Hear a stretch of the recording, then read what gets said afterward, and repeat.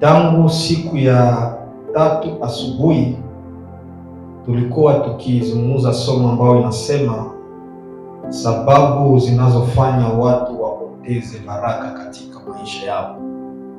Sababu ama tabia ambazo zinaweza kufanya watu wapoteze baraka katika maisha yao. Na tunaendelea tena kusoma katika kitabu ya Kumbukumbu la Torati sura yake ya 8 mstari wa 10 hadi 14. Kumbukumbu la Torati sura yake ya 8 mstari wa 10 hadi mstari wake wa 14.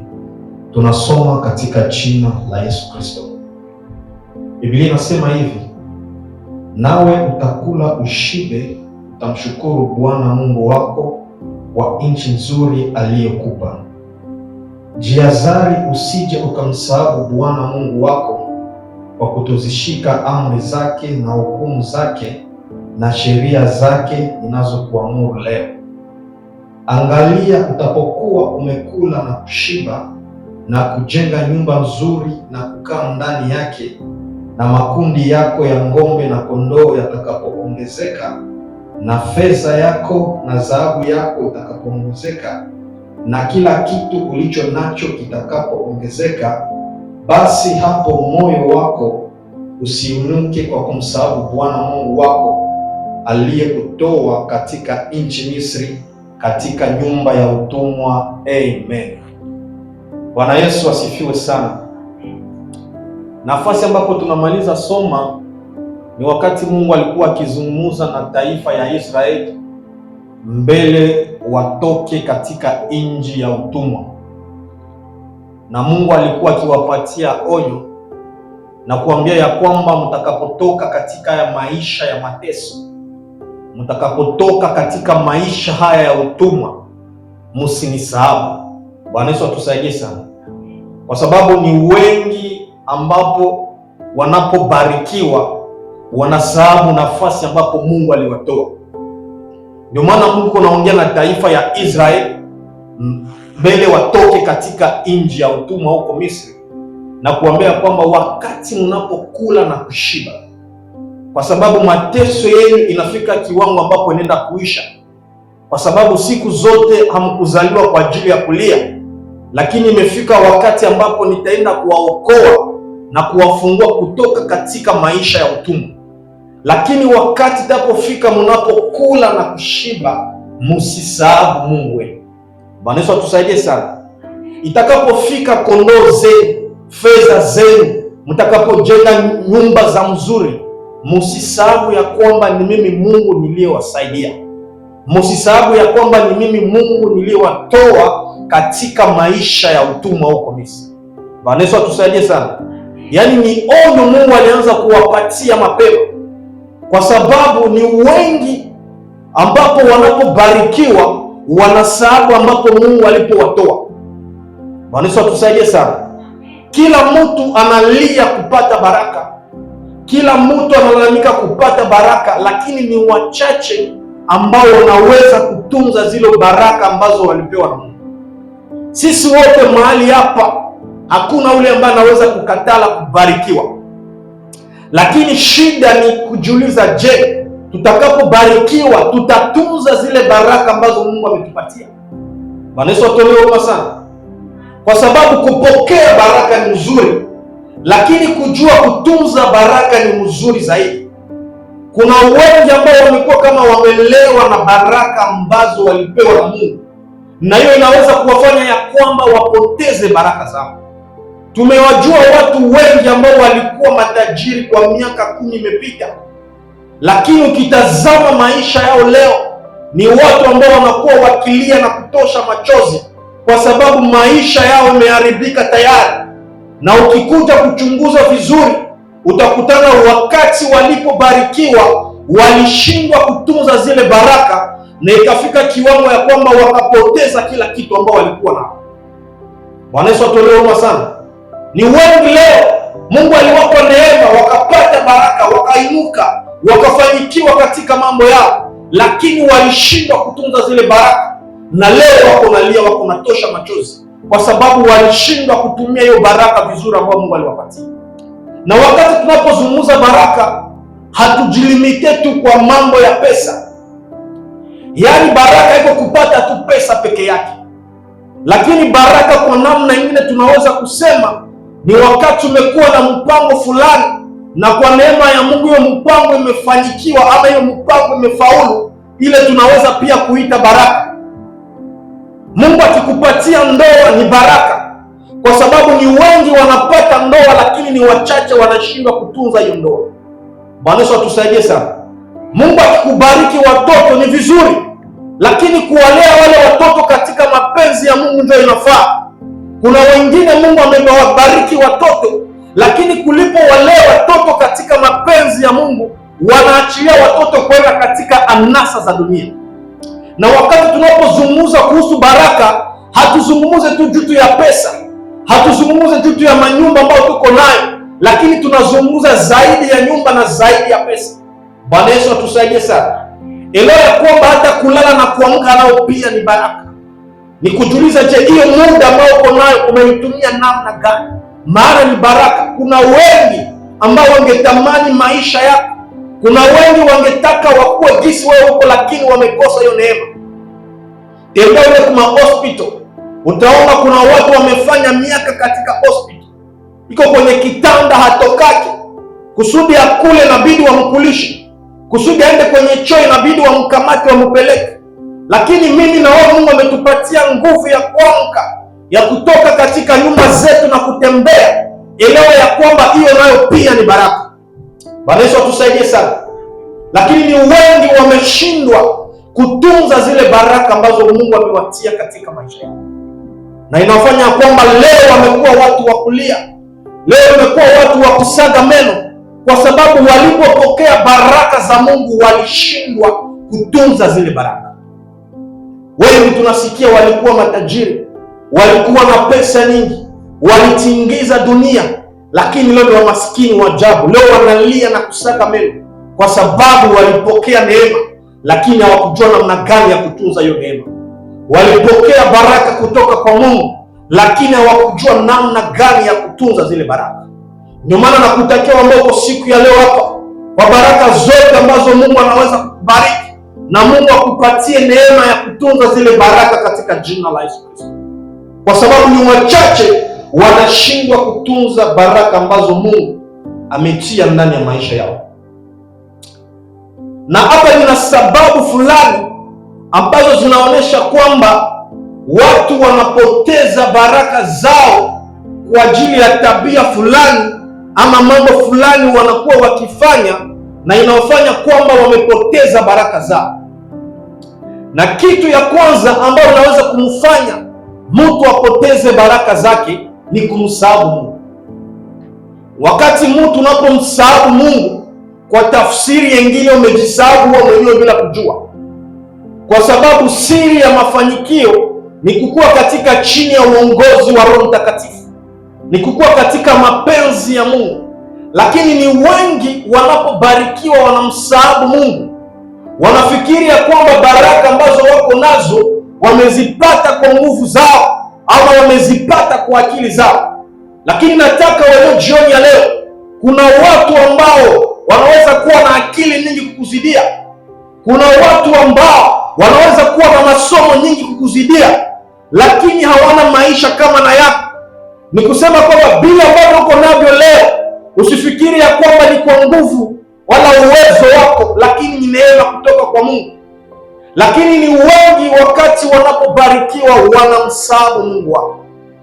Kuna hata wengi wanakuwa wakitoa naziri mbele za Mungu na kumwambia Mungu, ukinitosha katika maisha ya mateso haya, ukinitosha nafasi niliko na kunipeleka nafasi nyingine, Baba, nitakutumikia, nitafanya kazi yako kwa uaminifu.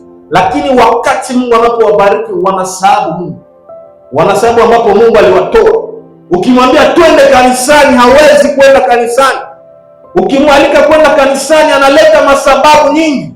Anasahau ya kwamba gisi iko ni kwa neema ya Mungu.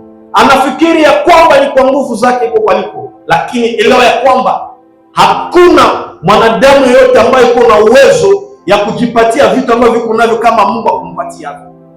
Bwana Yesu atusaidie sana. Lakini ni wengi wakati wanapobarikiwa na msahabu Mungu, ndio wanaingia sasa mulwenge ya dunia, wanaingia mambo ya dunia. Anaweza kuwa alikuwa Mkristo mzuri, alikuwa mwimbaji mzuri, alikuwa mhubiri mzuri, alikuwa muombaji mzuri, lakini tu wakati baraka zinapoongezeka katika maisha yake anamsahau Mungu wake. Ukimwambia twende kanisani hawezi kukuja. Yana nafikiri ya kwamba gisi iko ni kwa nguvu zake ama uwezo wake. Elewa ya kwamba wakati mtu unapomsahau Mungu kwa namna nyingine ni kusema ya kwamba unataka baraka zako zipotee, kwa sababu kumsahau Mungu ni mwanzo ya kuharibu maisha, na watu wengi wameharibu maisha yao kwa sababu walimsahau Mungu. Ndio maana utakutana kuna wale ambao tuliwajua walikuwa watumishi wa Mungu wazuri, walifanya kazi ya Mungu vizuri, lakini wakati walipobarikiwa wakaacha kazi ya Mungu.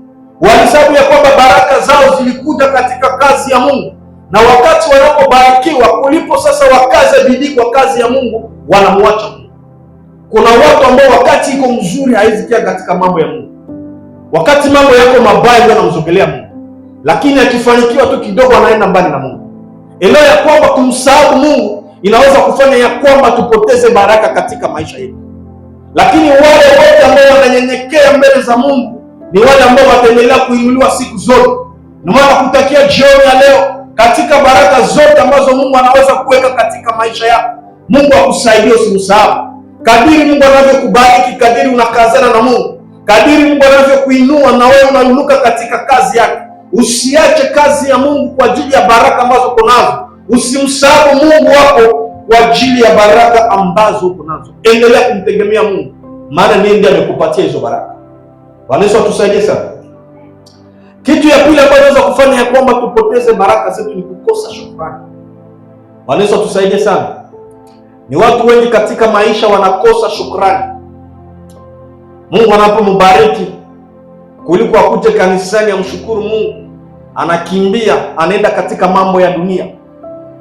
Kuna wengi ambapo Mungu anawabariki, kulipo sasa waende wamlilie Mungu na kumwambia Mungu asante kwa yale ambayo Mungu amefanya katika maisha yao, kuliko wafanye hayo wanaenda nje na kanisa, wanafanya mambo yasiyompendeza Mungu, wanasababu ya kwamba ni Mungu ndiye aliyowabariki, wanakosa shukurani mbele za Mungu. Bwana Yesu atuonee huruma sana. Ndio kawaida ya watu wa dunia leo. Wakati uko mbele za Mungu naomba, wakati uko na mahitaji anamlilia Mungu, anaweza kufunga hata siku 2 siku 3, iko natafuta uso wa Mungu, lakini wakati Mungu anapombariki anakimbia naenda. Bwana Yesu atuonee huruma sana. Hata Yesu aliponyesha watu 10 wenye ukoma, lakini kukakuja tu mmoja peke yake ndio akashukuru. Ndipo Yesu akamuuliza, wale wengine wako wapi? Je, hawakuponyeshwa nao ukoma? Walikuwa 10 lakini mmoja tu ndio akakumbuka kuja kumshukuru Yesu Kristo. Ndio maana Mungu atusaidie mimi pamoja na wewe, kwa viwango vyote vya baraka ambazo Mungu anaweza kutia katika maisha yetu, tujue kumshukuru kila siku itwao leo.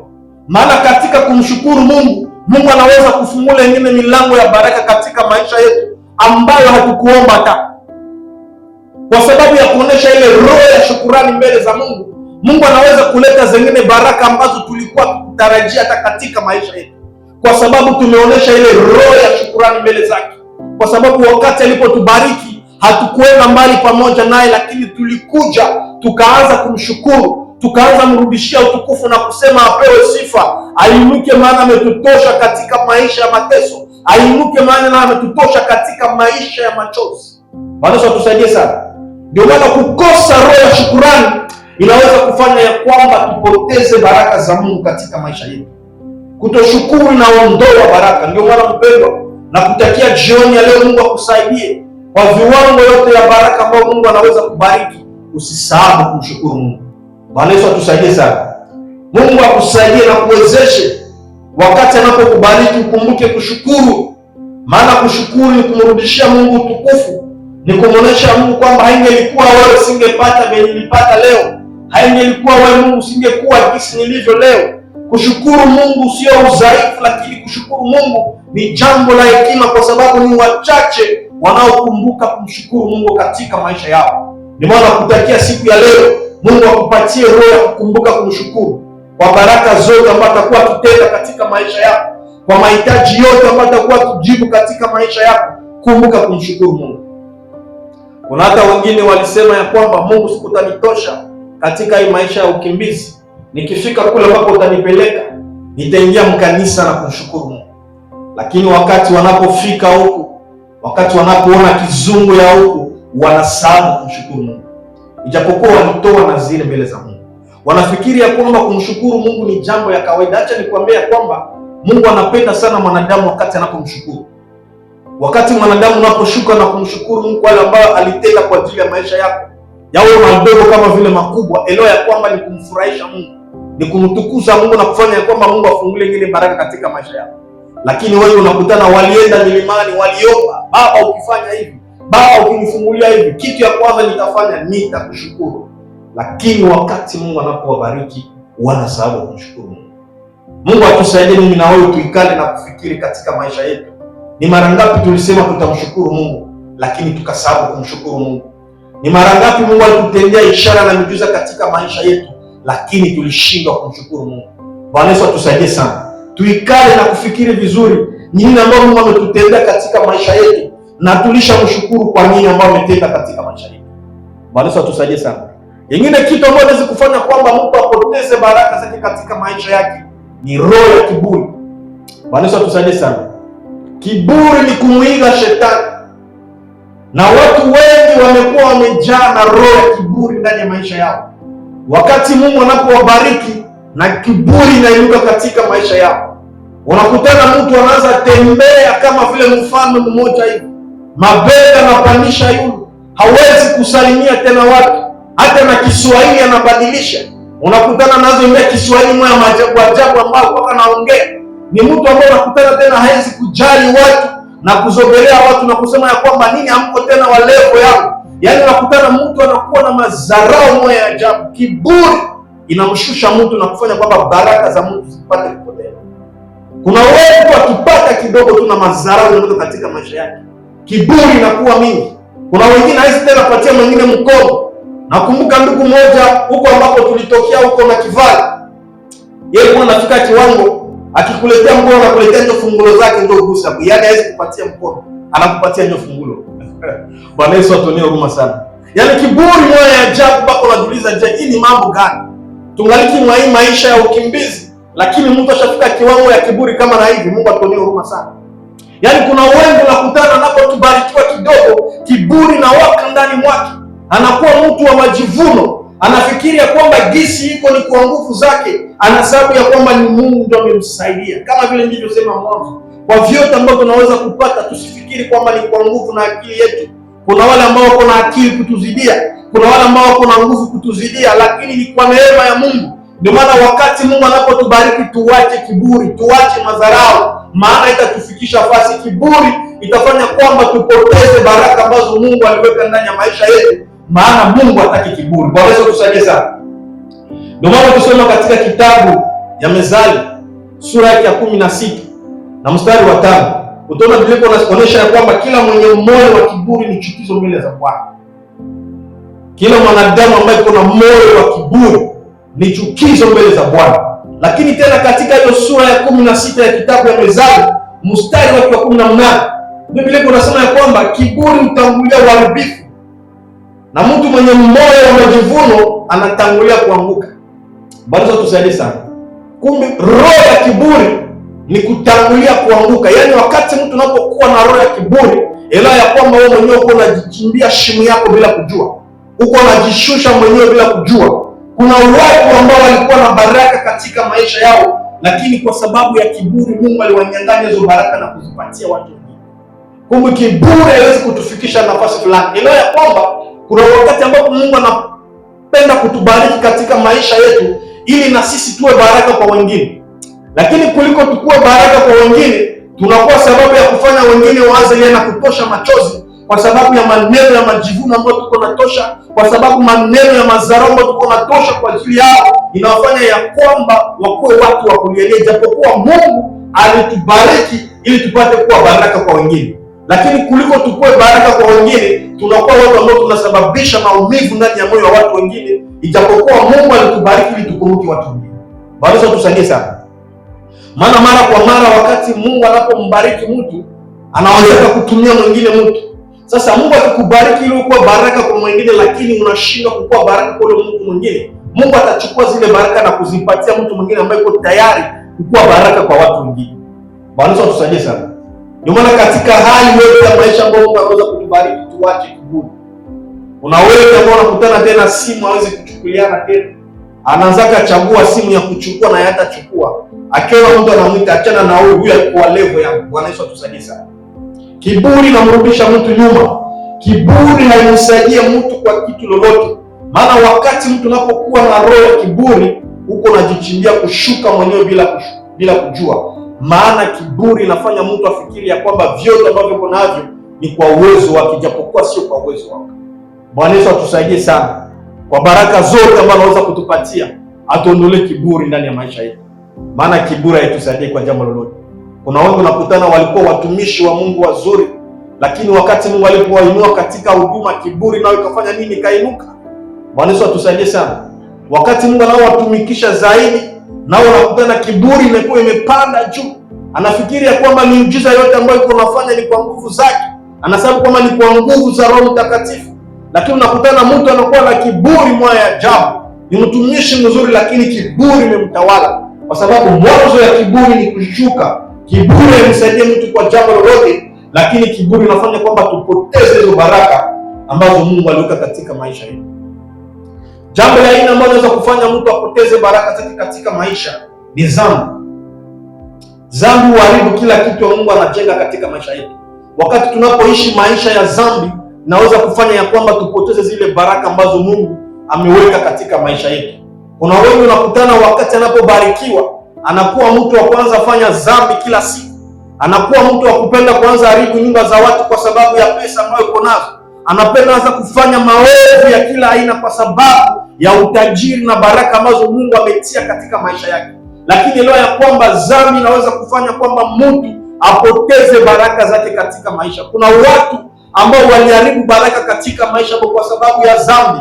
Wakati alipobarikiwa alijitenga maisha ya dhambi, aliingia ndani ya maisha ya uvuguvugu na ikamfanya kwamba mletee matatizo katika maisha yake. Kuna wengi unasikia walikuwa matajiri, lakini kwa sababu ya dhambi waliingia ndani ya gereza na mali zao zikaisha.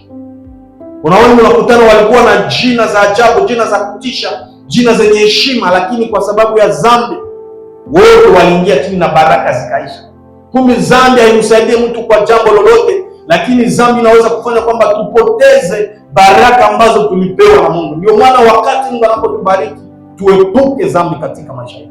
Tukimbie dhambi, tumwambie Mungu atusaidie, tuwe na moyo na nguvu ya kushinda dhambi. Ingalau kwa baraka zote ambazo Mungu anaweza kutupatia, Mungu atusaidie tuwe watu ambao tutashinda dhambi kila siku itwao leo. Bwana Yesu atusaidie sana. Kuna watu ambao unaweza ona ni wapole, unafikiri ni wapole, kumbe hawabarikiwaka.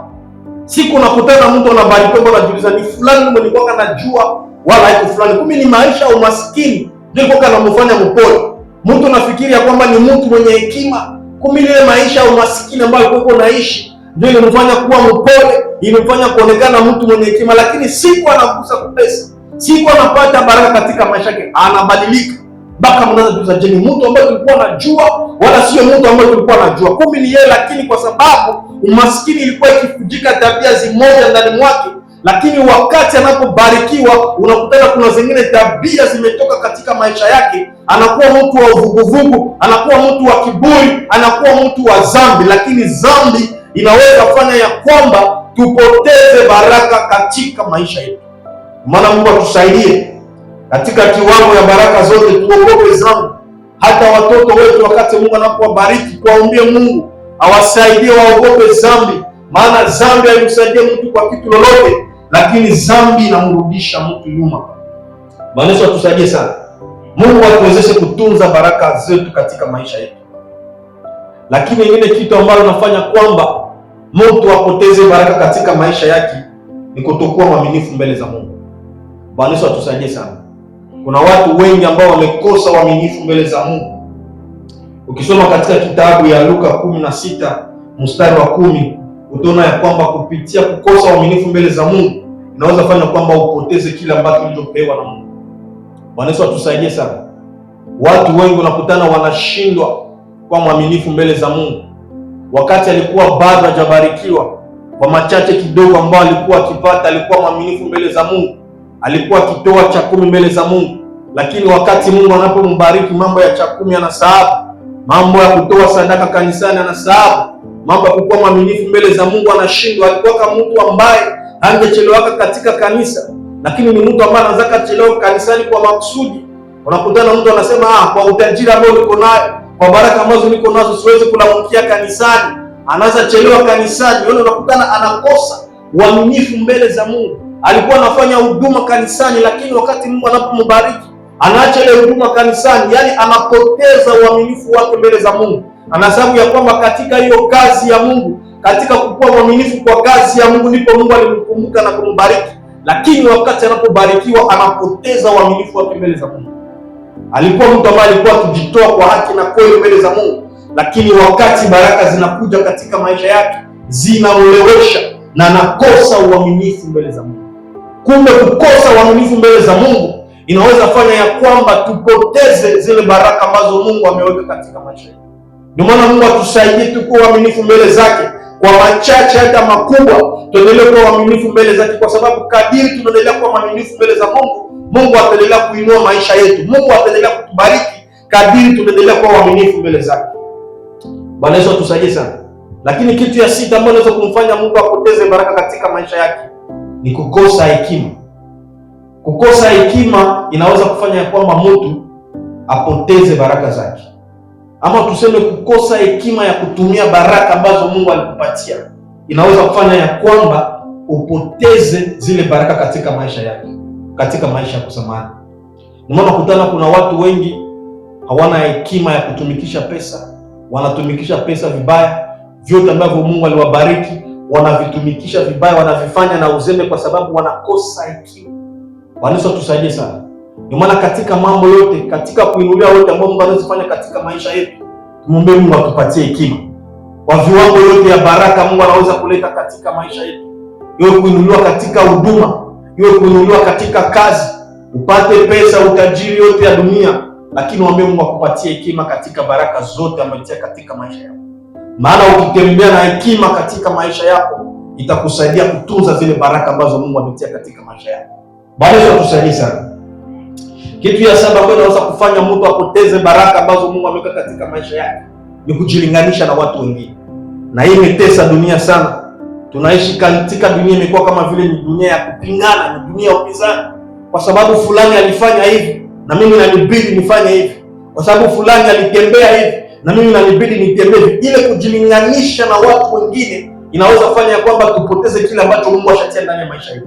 Elewa ya kwamba katika dunia kila mtu ana muda wake wa kukumbuka na Bwana. Kila mtu ana muda wake wa kuinulia. Sasa wakati wengine wanapobarikiwa, isiwe chanzo ya kupenda na wewe ukue kama vile. Kwa sababu ukipenda kujilinganisha kama watu wengine, utafanya dhambi.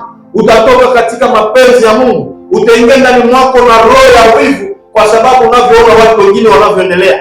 Na hii imesumbua dunia sana. Ukiona mwingine amefanikiwa, ukiona mwingine anabarikiwa, unakutana mtu haikale nafasi moja, anakosa amani, naye anapenda akuwe sana ule. Mwingine akifanya hivi, naye anapenda afanye vile, na wakati inamshinda ndio nakutana anaanza fanya mambo ya wivu, anaanza tafuta namna gani ya kuangamiza mtu mwingine kwa sababu ya kujilinganisha na watu wengine. Bwana Yesu atusaidie sana.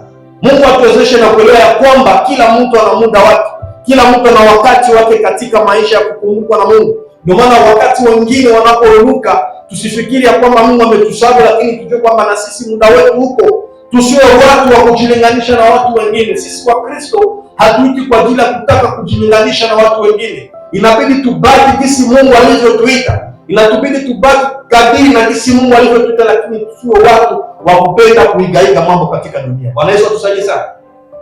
Watu wengi wameharibisha maisha yao kwa sababu ya kutaka kujilinganisha na wengine. Akiona mwingine ananunua gari fulani, anasema mpaka na mimi ninunue ile gari. Haujui ile mtu ilimchukua muda gani kwa ajili ya kununua hiyo gari. Haujui aliweka pesa kwa muda siku ngapi, lakini kwa sababu unakutana mwingine anafanya kitu fulani katika maisha, na wewe unapenda mpaka tu ufanye vile. Unasikia na mimi mpaka vile vile.